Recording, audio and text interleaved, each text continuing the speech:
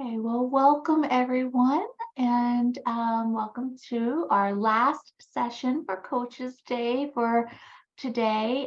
For program wide, this is still sort of part of like that first strand where we're really focusing on new coaches and coaches who are guiding programs that are working towards implementation with Fidelity and looking to potentially be applying for recognition for Tier 1 Fidelity for this year as well. My name is Lisa Gragg, and I am with Early Intervention Technical Assistance, and I am also one of the regional facilitators. I, for the most part, have been focusing on supporting programs here in the West, but as you all know, between Sue and Tony and myself, that we support all of your programs across the Commonwealth. So welcome. I am really excited to be able to have some conversations with you today. Our time together for this hour, we are going to have a lot of discussion. I'm going to share some resources with you and sort of talk through some things to help you think about as whether you are a program coach or if you are a classroom coach, some things and responsibilities and practices and strategies that you can use to help support your program moving forward to implementing with Tier 1 with implementation of Fidelity. So as we get started, I would love to hear from all of you. Who are you in terms of, think about what your strengths are, your skills, or maybe your competencies or experiences that you bring to your role as a coach, whether it's the program coach or if it's a classroom coach. And what are those things that help support your program's implementation of PBIS? So you are welcome. We are a small group, so you are welcome to either unmute or utilize the chat.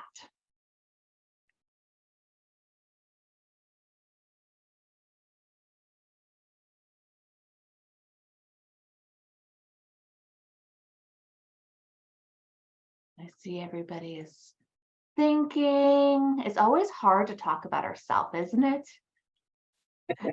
Okay, I'll do it.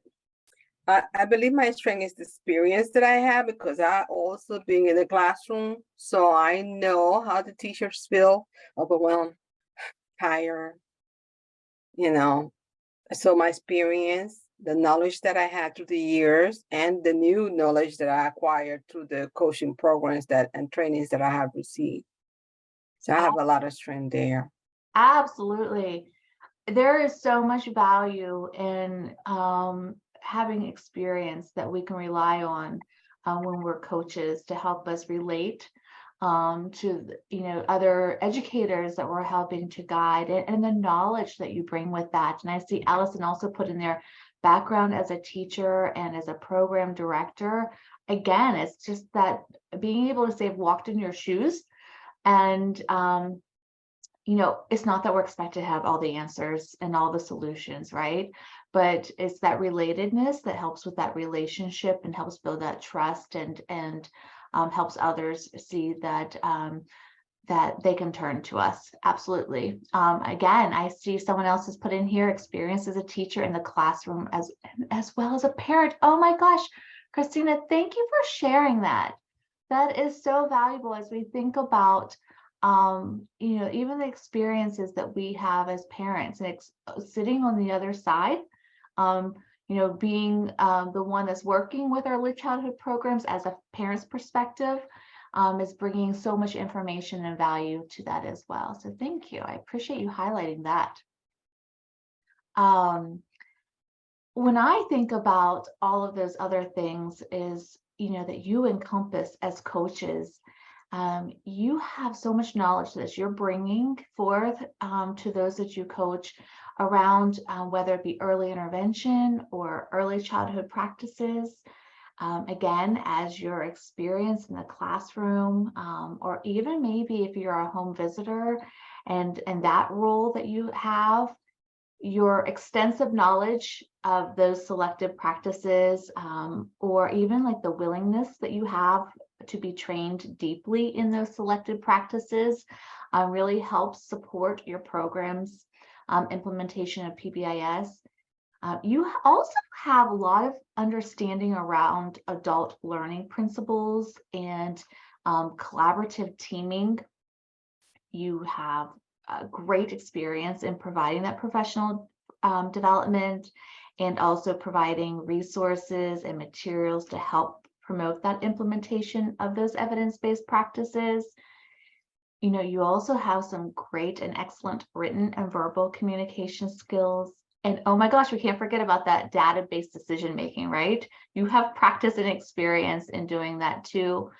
And you have experience with utilizing formalized tools to help practice and do observations and to give feedback on those observations and all of those things. So when I think about all that you bring as a coach, it is so inspiring. And it kind of made me think about Cynthia too, in terms of that juggling, right? Oh my goodness, you're bringing a lot to your position and what you do day in and day out.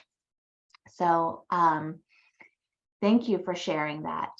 You know, as I said, and I was thinking about, you know, what you do as coaches for PBIS in your programs, you know, and I think about, you know, the roles of coaches. You not only inspire, but you do support and encourage others to get the results that are the goals of your program and your staff and your families with the implementation of PBIS. So I just want to thank you for all that you do.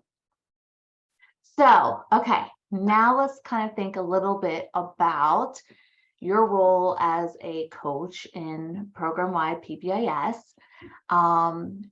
As I said before, you know, as your role as being a coach, you are skilled at training. You're skilled at professional development and guidance of that program staff to implement those practices. And you most likely probably have other responsibilities within the program, in addition to what is very well a full-time, or not like a two-position time, substantial job in just committing to what you do around your responsibilities with coaching as well. So, but when you think about specifically, okay, what's your piece of the puzzle as you think about moving your program from participating in the network and implementing PBIS to implementing PBIS with Fidelity at the tier 1 level? What do you see as your role and your responsibilities as that to help support your program to make that move? So go ahead and either unmute, I'd love to hear from you, or let's use the chat again.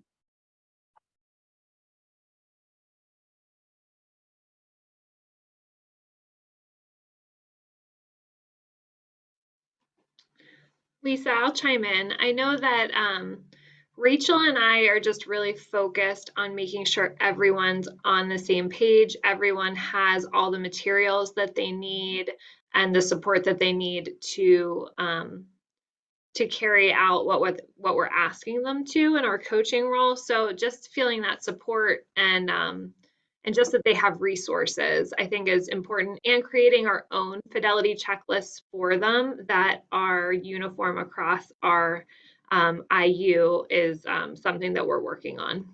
Excellent. Yeah, that consistency across the program, across classrooms, across your staff is so important. And I love how you talked about that communication loop, right? It's not only about putting out information, but hearing from them, what are their needs as well. Absolutely great. Thanks, Carly, for sharing. I also see that Allison added to guide, provide ideas to help the requirements fit within their climate and capacity as well. Absolutely. You know, it's being that support, being that guidance, and using information from them, because it kind of goes back to everything that we do and we think about in terms of supporting children and supporting families. It also relates to supporting our staff, right? what we do has to be meaningful and functional for them, for it to be implemented and for it to be effective. So absolutely, thank you. Anyone else before I move on? Giving you guys some time to think. No? Okay. Well, as I was preparing for our time together this afternoon, or I guess it's morning/afternoon, right? I tried to, I thought about all of those things that are so essential to help programs move from participation to tier 1. And I tried to kind of group those together because, as you can see, and as we talked about, your list of responsibilities can go on and on. And if you attended Cynthia's Richard's previous session, you'll see that there's a little bit of overlap with some of the things that we talked about. It's kind of funny because I saw her kind of have a slide very similar. I was laughing. I'm like, you would think that we collaborated on that, didn't you? But we'd have to, so there's some of the things we're going to talk about that are the same in this session. But what we're going to do is we're going to take, talking about those juggling of those responsibilities that you have in place, and really focusing on the consistency of that, how you're going to sustain those practices for essentially moving your program from participation status to being able to say that you're implementing with Fidelity, and really digging deeper and talking about what are those things that you do and what are those things that are needed, and how can we think about those more, and how we can act on that to help support our program's movement towards Fidelity. So for today, for our very short session, I tried to group those into 4 key areas that will really help to tighten up what you're doing to be doing it with Fidelity. So those include, the important part that you play in your program when it comes to staff wellness and buy-in, because we talked about buy-in a little bit today, right? We're also going to talk a little bit about how it is your responsibility to advocate for system level support and be a voice for the development of a strong coaching framework within your program as well, and what that looks like, and some resources to help you with that. And it doesn't go without saying, but also your responsibility to assist with program-wide trainings and obviously coaching classroom staff.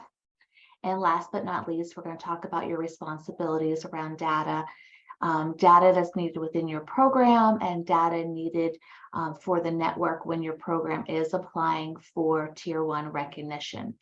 So we're going to talk about these today, and we're going to also discuss some potential hurdles that you might be experiencing with some of these, and some possible solutions or some supports whenever you're facing those hurdles as well. So let's get started. We're talking about fidelity of implementation of program-wide PBIS. So why is it important that you as a coach think about your responsibilities around staff wellness? Well, for me, in general, caring for young children can be really stressful, right?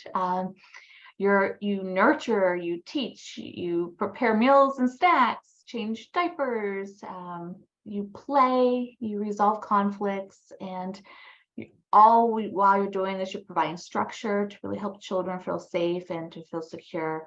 In early childhood, we know that the pay isn't great. The hours can be long. You're bringing things home, you're working on things at home, you're coming in early. And early childhood professionals have to be like the world's best multitaskers. Kind of like Cynthia said, right? You're juggling, you're a cheerleader, everything from, you're juggling things from diaper changing to school readiness, from parent meetings to singing lullabies. And along with this, our teachers are experiencing trauma themselves. And they're experiencing vicarious trauma through the experiences of their families and their children that they're working with. And all of these things can impact one's emotional well-being. So when I think about your role as a coach, You really are at the heart of all of this.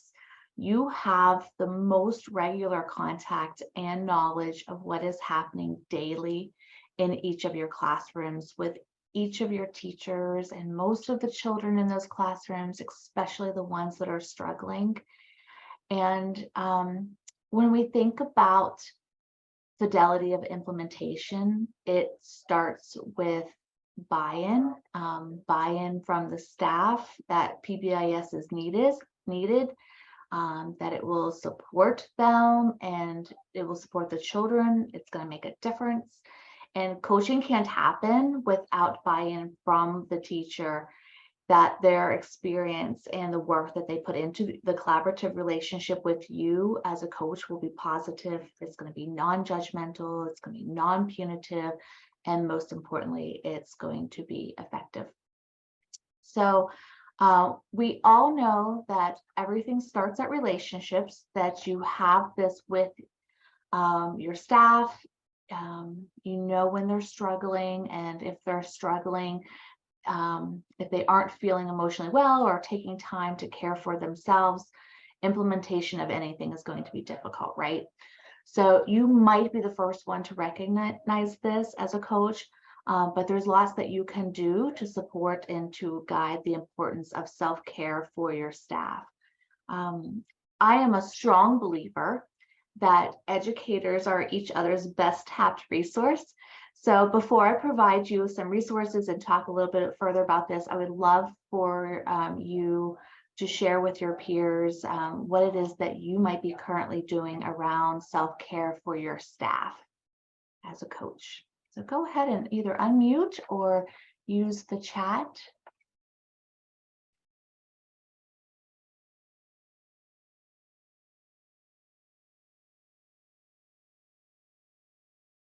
What are some things that you might be currently doing or you've done in the past? I know I've shared, hi Lisa. Hi, Chris. I know I've shared with our classroom staff too, just what I do for self-care, just because I feel like sometimes that just talking about it and what you do and the importance of it. And I know I'm always just such a, I even just say like, oh my God, I love just going outside and walking my dog. I mean, that's huge for me mentally. And going jogging and running, that's all mental health. Like, and sometimes, we'll sit there and if it's been a rough day in the classroom too, I always encourage that, like, okay, I know it's been rough. Like I'm going for a run as soon as we're done with work today too, or go be with friends or family. So I think just talking about it, the importance of self-care, I guess, with your team is really important. Absolutely. Making it like that safe space to have that conversation about it, and that this is what we talk, like, it's okay. Like, this is important. Absolutely. Thanks, Crystal. I love that. Go ahead. Sorry.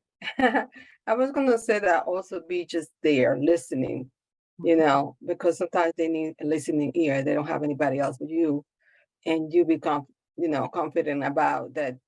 Whatever they're telling you is not going anywhere, and they feel comfortable with you. They talk about it. They release that stress by talking, and you have to be there to listen. That's one of the things I do. Absolutely. And it helps a lot.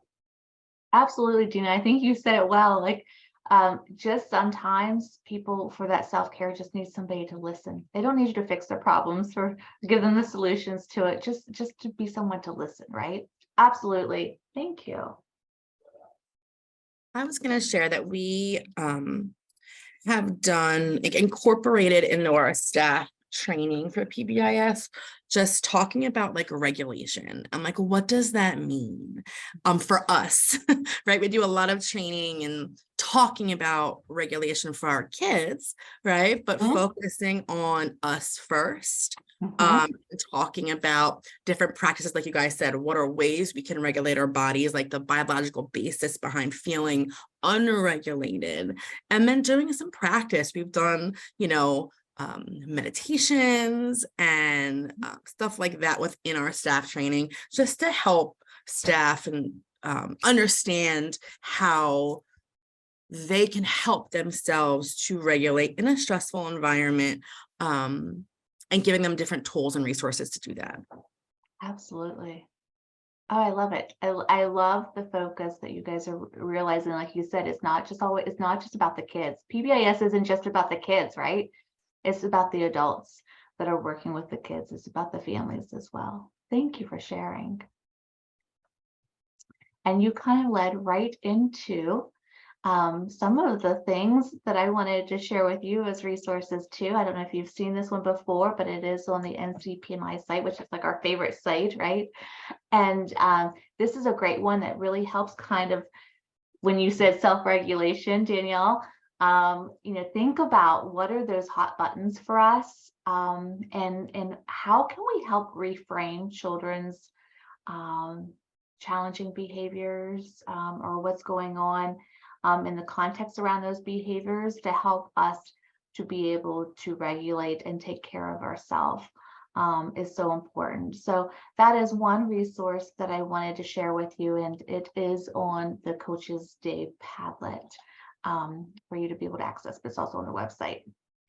Another thing I wanted to bring to light is some other resources across the state.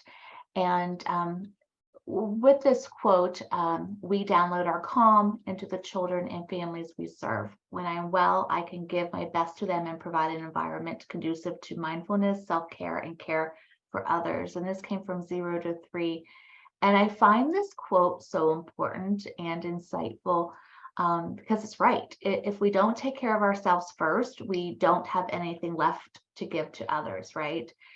It's like when you go on an airplane and the flight attendant tells you to put on your oxygen mask on first and then help the children and others around you. And it's the same thing when it comes to our well-being, our emotional well-being, whether it's emotional or mental or cognitive or any physical well-being. It's so important that we recognize how we have to take care of ourselves first in order to be able to help and take care of others. So when we think about the demands put on early childhood professionals, they too often feel unable to take the time for self-care necessary to reestablish that balance and to be able to connect with feelings of purpose and meaning in the work that they do. However, one research-based strategy is to learn mindfulness, as Danielle brought it up, and mindfulness at work. And so I wanted to share with you a little bit around what the benefits are of that, and before I share some resources with you. They have found that mindfulness training at work can lead to some important shifts in the organizational culture. So think about how that can help support PBIS. It enhances individual employee wellness, improved relationships between the coworkers, developing those leadership capacities, and also better performance, including job and task performance, safety performance, and citizenship as well. And all of these really do help set the stage to allow teachers to be able to be ready and available to coaching and also to implement those PBIS practices. So I wanted to share with you, Oakdale does offer access to early intervention and to early childhood educators within our Commonwealth to the Healthy Mind app. If you're not familiar with it or you have not shared it with your staff, please do so. I'm going to drop this in as a flyer, and I apologize, I don't have that pulled up. I will do that at the end. And so you can check it out as well, but there's also the QR code on there. But to tell you a little bit about it, the Healthy Minds app is it's a guided path to well-being, and it features hours of meditation and podcast style lessons.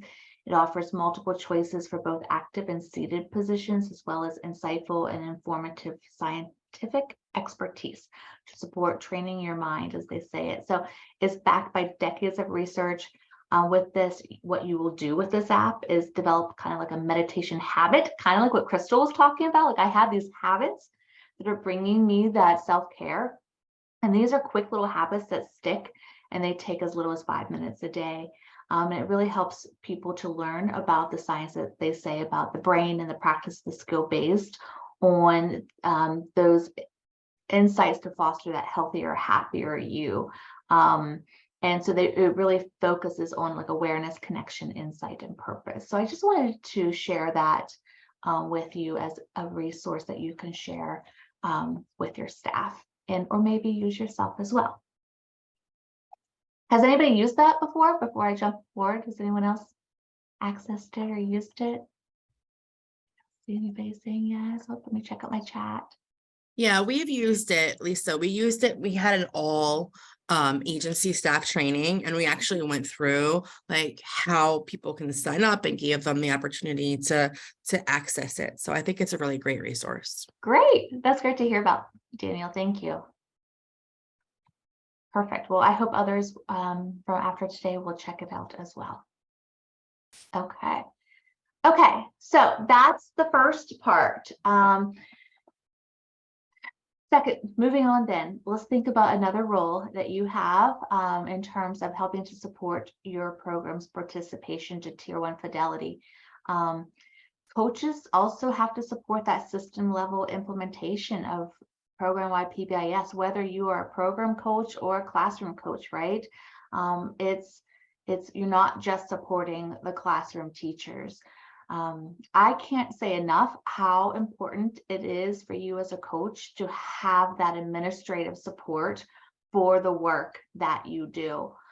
Many administrators don't know the extent of the work that you do if you're not talking about it and if you're not sharing it. Part of your responsibilities as a program-wide coach is to advocate for your role and the responsibilities that you have to carry out in order for your program to implement with fidelity. That consistency and sustainability of implementation with fidelity cannot happen without the work that you do to make change within the program and to implement the practices with fidelity. So let's take a closer look at what some of those things might entail. I wanted you to think about the core leadership team and think about if you or another coach who might be more of the program coach within your program are part of the core leadership team.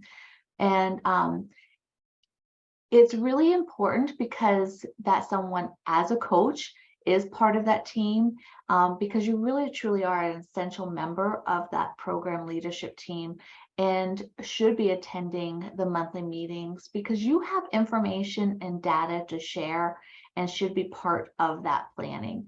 It is your responsibility to build up the wins and to share the challenges from the classroom to that administration and that core leadership team, kind of like those things that Amy was talking about during our panel today. So, as you think about that, think about what information you are currently sharing with your core leadership team. Does anybody else have something very specific that jumps out? Like, what are some information that you might be sharing with your core leadership team?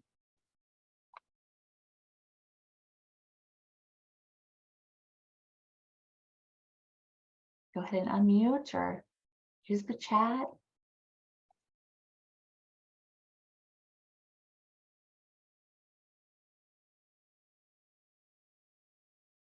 I know Carly spoke to some things earlier today.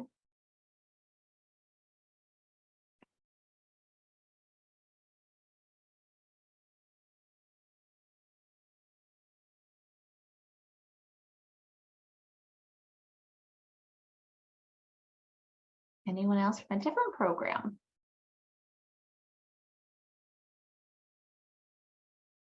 No? Okay. Well, think about as we talk through some things. Oh, I see Danielle says teapot results are shared across the teams. Absolutely. Thank you. And we're going to talk a little bit about that, Danielle. So thank you for sharing that. So not only is it about you sharing information with the core leadership team, and that's why it's so important for you to be at those meetings, but also because the core leadership team can also inform the work that you do as well. So another part of that collaboration with the core leadership team and thinking about how it's so important to have that bi-directional information sharing and feedback, that communication loop. It's also important that you're collaborating with your core leadership team to help plan and to implement and evaluate the professional development activities that are occurring within your program and your classrooms. So I'm going to click on some things to share with you. This is also within the Padlet for today. Make it a little bit bigger for you guys.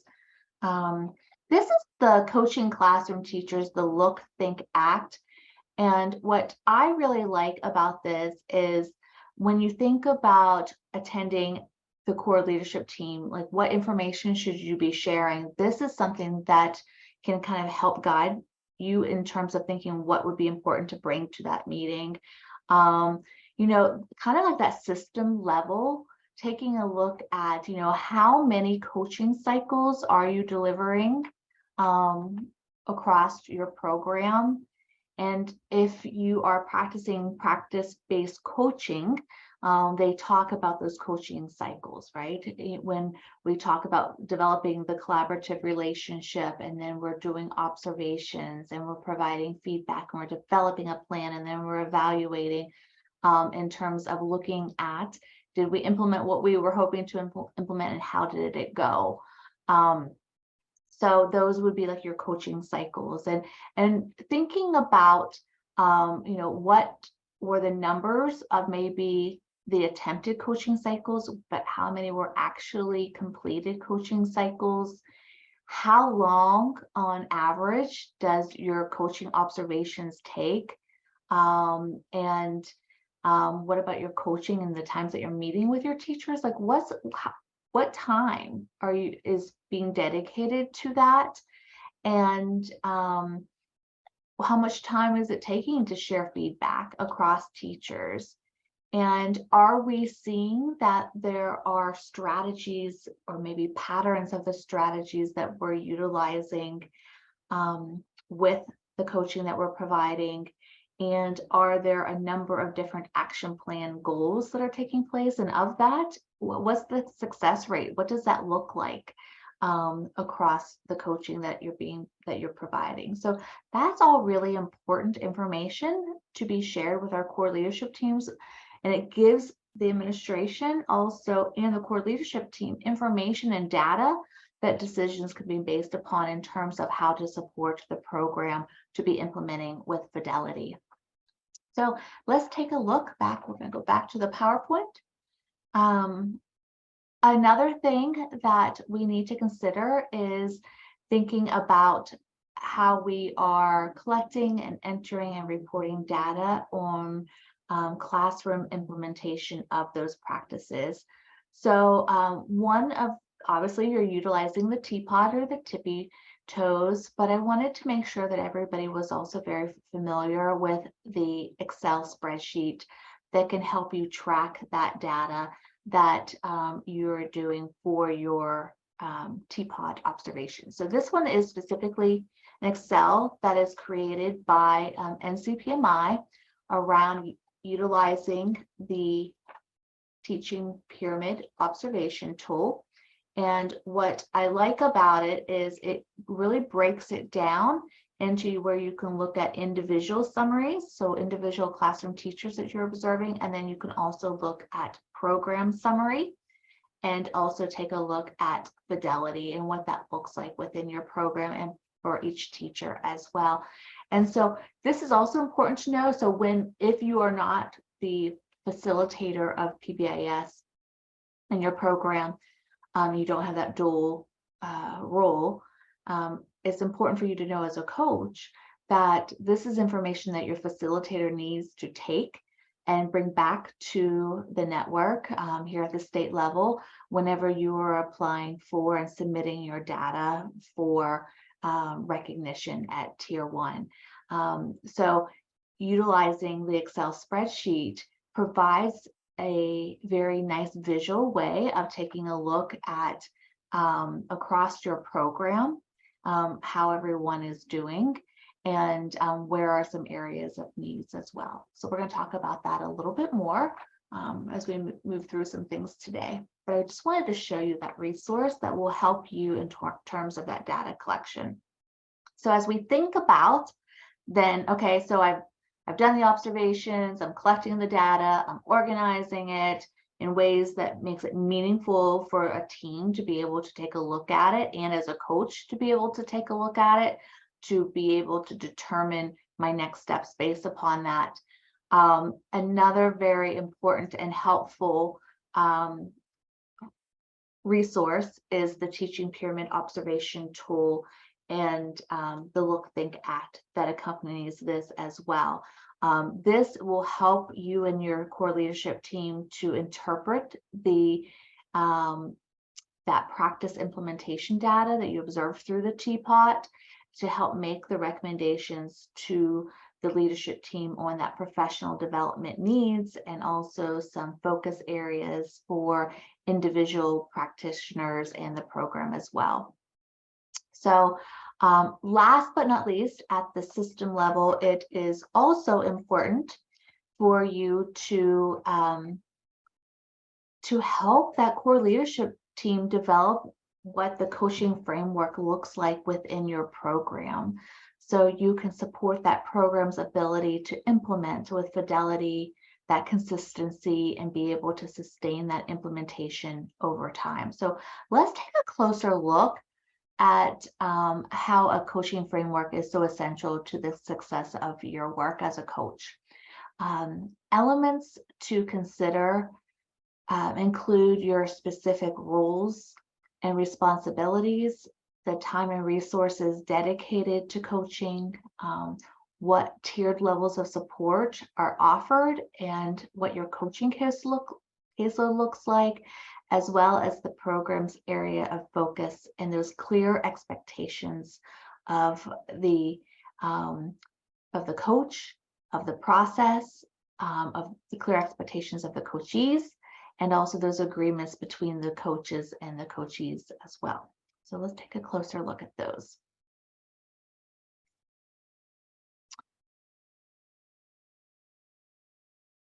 Whoops.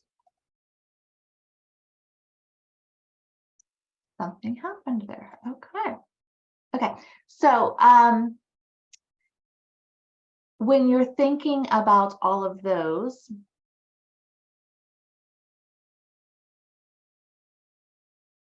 I apologize. We'll come back to that. I don't know what happened to my slide there.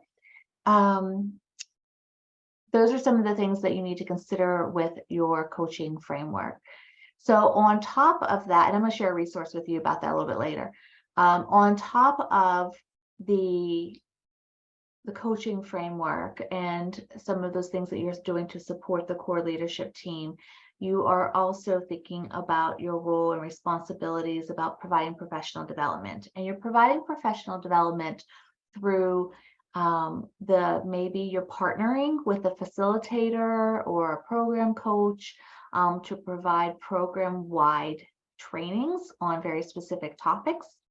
And some of those topics might include obviously the pyramid model, module 1, which we're looking at tier 1, right? So you're providing that overview of pyramid model, you're providing training on building relationships with children and families, those classroom team relationships, talking about and training around that, creating those engaging environments, schedules, the routines. And so the list goes on and on. You know, those things are all in module 1. You may also be helping to provide program-wide training across direct teaching of social skills. And this training is probably, if you think about it, kind of like that universal, like this is the universal training that we're providing to all of our teachers. And then obviously we'll be going back in and using the teapot to see where there might be an additional need.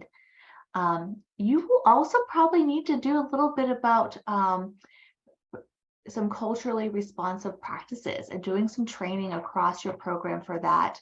And one really nice resource that was added to the Padlet that I wanted to share with you was this one here. It's on the NCPMI site, but it is the Equity Coaching Guide. There's tons, you can see there's a whole section on this here for you. So there's the guide, there's some reflection questions, some worksheets that you can utilize, and they're going to send you that whole packet and allow you to download it. If you go onto the site and fill out this form, you can access those resources at a whole. But I know Cynthia shared that a little bit with you today, but this is just one more extra tool that might be something to think about in terms of utilizing with coaching as well.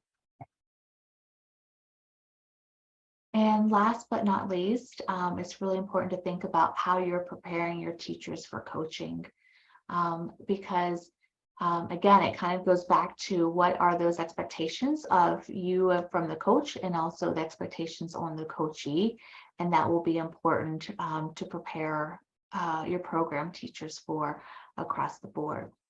So let's have a little break and opportunity to have some conversations with each other. So what other trainings might you be providing within your program as a coach?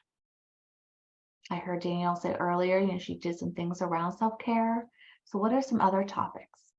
You can use the chat or unmute.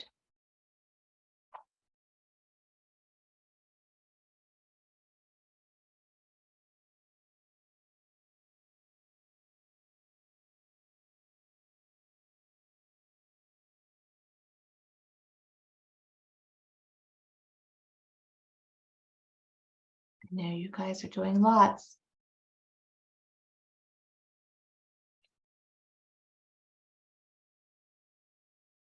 So Allison had said, sometimes it's very specific work surrounding areas of the teapot, right? So maybe, and we'll talk about this here in a second, but when you are analyzing some of those needs or those weaknesses that might be across your program, maybe that would be something that the coach can pull and say, hey, we're going to pull a group of teachers together and we're going to do a training on this because we see that it's a general need. Absolutely. Great example, Allison. Thank you. Sometimes I know with our programs, we have a couple different programs, and we'll pull all the teachers and we'll have like a focus area where we've seen some things. This year we're doing, we've done social emotional things, which of course, we get a little bit more specific to the needs that we're seeing and have that like as a focus thing throughout the year. As well as whatever teapot goals individual teachers have. But this year we're doing equity and being culturally responsive practices in the classroom and things like that. And we've been looking at ways to try to, I think we might start some breakout groups soon, but that's kind of like what we do. We look at focuses and areas that everyone needs. And then they also have the individual ones as well. So then there's, a couple different things going on. So perfect. That is a great example. Thank you, Tanya. Oh, did I hear somebody else? Maybe not. I have a couple of things that I can share. We have like a monthly in-service training at our school that I work with, and one of the things that we did at the last training, which was nice, was we had student focus groups for some of our students that show that they need some more advanced tier support. So I participated in a few of those and tried to like help out with some of the team decision making, which I don't know if that's necessarily answering your question, but that's one of the ways that I participate in the process at the school. And then I also do safety care trainings for our staff and for the IU. And at the last in-service, we also had a time where we all spoke about, like with our sports staff, we talked about the social emotional curriculum that we're using in our program now, and shared some of the stuff that we've been working on in our groups there. So. Perfect. Thank you, Matt. Those are excellent other examples of some trainings that you as a coach might be involved in. The social emotional learning curriculum is definitely something that you might be a part of. And also, as you said, thinking about the safety care and how to potentially, maybe you're providing some training around de-escalation, right? So there are tons of and both of those things, right, help to support your program's movement to implementation with Fidelity and moving towards Tier 1 Fidelity implementation. And I see Brooke had also added that implement more mindfulness tactics and social emotional trainings. Yep, absolutely. And all of those things that you're being a part of, Brooke, for as a coach is supporting that program with their implementation. So great examples. Thank you for sharing, everyone. So let's take a little bit more time and think about how you as a coach are also connecting your teapot observation data to that classroom coaching. You know, when you have that teapot data, it's really important to look at individual teacher scores for those key practice items and to identify what are those, maybe those lowest areas of implementation. It's also really important to take a look at what drives the needs assessment and think about your action planning around those individual coaching for your individual teachers, and to look at and make sure that are all teachers reaching Fidelity in their implementation of those practices, or is there at least growth? What does that growth look like, right? Because that's important for us to reflect on as coaches. We also want to make sure we see, you know, what are those patterns across teachers that you're seeing? Are there some key items that we're seeing that are areas of strength or of need? And taking a look at some of those more specific things, and we're going to talk about that here in just a second on potentially the look, think, act form. But I just want to hear from you guys. How else are you maybe using your teapot data to inform your coaching practices? Is there any other things that we didn't talk about that you're maybe currently doing and could share with your peers?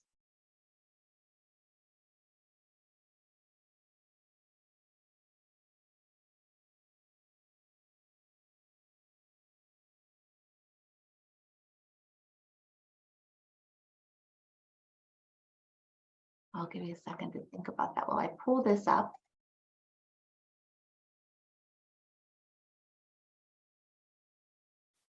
So again, I wanted to share with you that Look, Think, Act resource that is on the NCPMI site. And one of the things I wanted to highlight for you is, you know, it really is a great resource to utilize to help you look at you know, what are maybe those potential red flags across teachers within the program?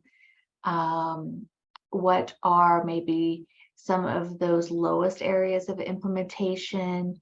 What are some things that we can be thinking about in terms as we analyze some of those lower areas of implementation? And you know, are there, again, individual teacher red flags, or maybe there are Fidelity scores of teachers that we need to be considering as well as we think about our coaching. So again, please check out this resource and use it. You know, kind of just maybe start small, pick one thing different to think about as you're looking at your data, and start there with it. Okay, so let's take a look at, oops, let me check out the chat. Oh, Allison also added that she worked with a program that formed PLCs based on areas teachers wanted to focus on in the teapot improvement, and it became almost like a group coaching. Oh, I love that, Allison. That's an excellent idea. Is there anything more that you wanted to add to that to talk about it? It sounds like it was a success. Yeah, it went well. So they did it kind of two different ways. So for one group, it was like they had reached kind of Fidelity levels on their teapot. Mm-hmm. So it was just kind of what they wanted to kind of focus on. So it was more like, it was all self-chosen, but the other one was a little bit more directed. So specifically, they had a couple of classrooms that had like red flags in the same area. So they kind of grouped them together and worked like coaching through that, which seemed like maybe a dangerous thing to do, because I was a little afraid as the facilitator that they would all just have this like negative Nelly attitude and pull everybody down. Yeah. But they didn't. They were able to kind of learn and grow from each other. And there was only one in the group that was not quite on board. And it was neat to see, because they were all kind of starting at that like baseline, that as other people started to improve and started to see success with some of the strategies, they were coming back to the group and saying like, this worked. And then that one person kind of like got shooshed along with all of those other people. But it was nice because they were all kind of working on the same level. So it was easy to target strategies based on that. Excellent. I love that. Thank you for sharing. Yeah. There is also, as you were talking about that, there are some nice resources on the NCPMI site in terms of group coaching.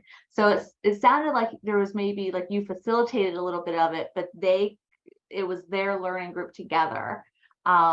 So yeah, and that was outlined in their like coaching plan and in their coaching contract with the teachers. Like if you have red flags, here's what's going to happen. If you're at this level, here's the coaching that's offered. If you're at this level, here's the coaching that's offered, which also helped eliminate some of their coaching capacity needs, because those people that had already kind of reached Fidelity were able to almost like self-coach. Like the coach would do a check-in, but it really worked for them. Perfect. Yeah, that really does go back to why it is so important to have a coaching framework within your program, and for coaches to be a part of and to have a voice in the development of that coaching framework. Because you're right, every coachee is at different levels of different needs. And so, but we can't possibly provide coaching to every single person across the program. So we have to think about how do we best meet the program's needs, right? And so things such as group coaching is absolutely a very productive way and efficient way to be able to meet the needs. So across the programs. Thanks. I love that idea. Thanks for sharing. Okay, so I see we're getting close on time. So I want to make sure that I am sharing a few more things with you before the day comes to an end. We talk about all these fidelity measures that might be required when we think about being recognized at the state level for your implementation of Tier 1. And so I wanted to share with you again, there was that pretty map that Cynthia shared. And so I'm just going to break it down into some quick little things to think about as your role as a coach. So in December, your facilitator, or if you're the coach / facilitator, each year what's required is in that early childhood database system that Cynthia shared, the demographic information needs to be submitted. And that's all that information on your classrooms, the number of kids that are dual language learners, number of kids with IEPs, all of that good stuff. Also, teapot and tippy toes information also needs to be submitted. So that Excel spreadsheet is the perfect way to submit it. It gives us program-wide how many teachers had observations done on their teapot, what are the levels across the program. That sort of information is really important to be submitted. And what I wanted to make sure to highlight was that it has to be the full form of the teapot and the tippy toes. So in participation, as your program's getting started and you're starting to kind of feel your way through coaching, you can use the short forms, or you can use those NCPMI practice implementation checklist. But when you're actually applying for recognition at Fidelity, it needs to be the full form of the teapot and or the tippy toes. And then also by December 1st is that action plan needs to be submitted as well. So that action plan that you're currently working on needs to be part of that data that you submit. Then by June 30th, there are the spring assessment surveys that need to be submitted.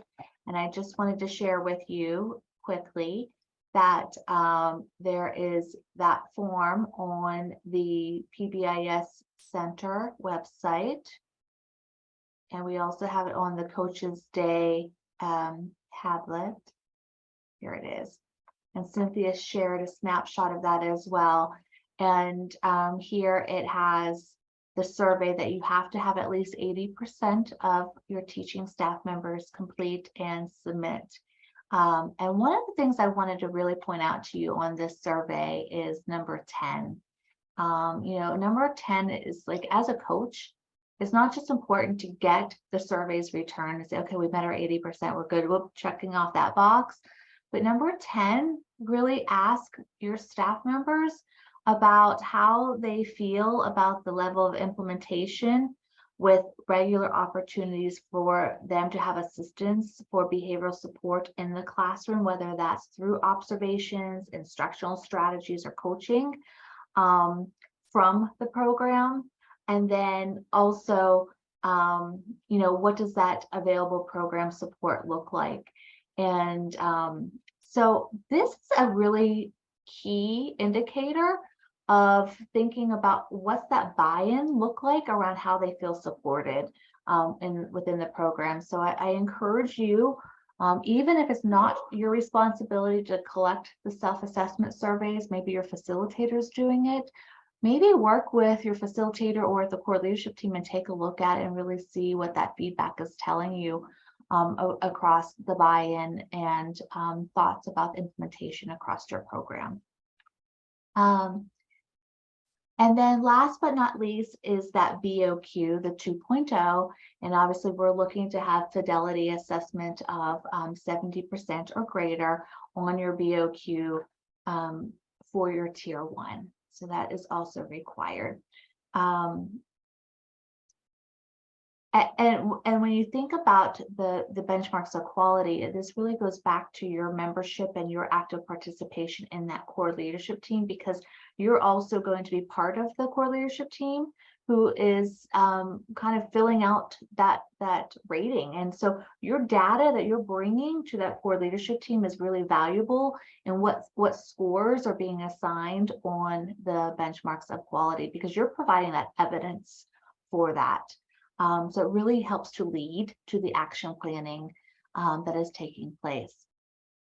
Okay, so quickly, oh my gosh, I see we're running out of time. There's also that preset, we talked about that earlier, and that is that that evaluation tool that we do for programs whenever we're coming in to take a look at what it is that it's just one more measurement piece that we're utilizing to look at your implementation at tier 1. So I apologize. It took a lot longer today to go through some of these things than I expected, but some of those potential hurdles that you might experience as a coach and moving forward to tier 1 is that dual roles of coach and supervisor. So if you're a supervisor and you're also a coach, it's going to be really important that you clarify those expectations so it doesn't feel like a gotcha, and that will really impact your buy-in. Obviously, we've talked a lot today about COVID and staff shortages and those sort of things, and how that impacts staff wellness. So those could be some potential hurdles. The teapot red flags. If there's a lot of those red flags across the teapots, across your teachers, that might feel like an initial hurdle. But it sounds like we've talked about some solutions today already. Some of the group pulling them in together and focusing, doing areas of focus to look at that can help be supportive of that. Some other tools and strategies. One of the things I wanted to share with you that's on the coaching Padlet is there is a program leadership guide to implementing practice-based coaching within the pyramid model that really helps guide the core leadership team and the administration around creating that coaching framework and what that looks like within your program to help be successful in terms of your implementation of PBIS. Along with that is just support through practice-based coaching, doing surveys, needs, concerns, questions, and also your network. Please don't forget your facilitators here at the network. Sue, Tony, and myself are also a resource to you. Some additional resources, again, and this will be on the Padlet with the PowerPoint, and you can check those out as well. And some of these are things that Cynthia shared earlier.